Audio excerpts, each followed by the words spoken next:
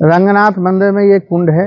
इस कुंड का नाम है गजेंद्र मुक्त कुंड। इस कुंड के अंदर में हाथी और मगर की लड़ाई हुई। यही कुंड के अंदर में भगवान ने हाथी का और मगर का जब युद्ध चल रहा था तो भगवान आकर के उस मगर को मारा है, गज को बचाया है। भागवत में इसके बारे में लिखा हुआ है। क्या लिखा है? गज और ग्रहा लड़ा जल भीतर, लड़त लड़त हारे, और जो भव सूर्ण रहा तब ऊपर, तब हरि नाम पुकारे। ये लीला से ये ज्ञान होता है। इस कुंड के अंदर में जब हाथी आया था तो हाथी अपने परिवार के साथ में यहाँ स्नान करने के लिए आया, तो यहाँ पर मगरमच्छ उस इंतजार में बैठा हुआ था कब हाथी आएगा, कब उस हाथी का मैं पैर पकड़ूंगा।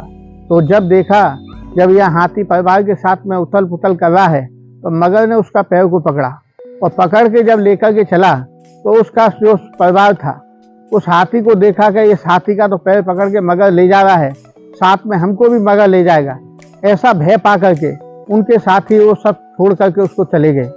तो भगवान जब उस हाथी ने देखा ये संसार तो स्वार्थी है और इसमें मेरी सहायता करने वाला अब कोई नहीं है, जब कष्ट हुआ उसको संसार को देख करके ये कष्ट हुआ, ये संसार तो स्वार्थी है, हे भगवान आकर के मेरी रक्षा करो।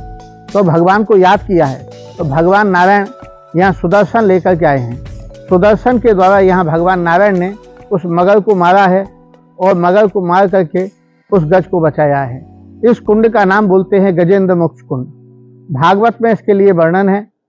ये भागवत में सुनेंगे तो 10वां स्कंद के अंदर में हाथी और मगर की लड़ाई का दृश्य देखने को बताते हैं।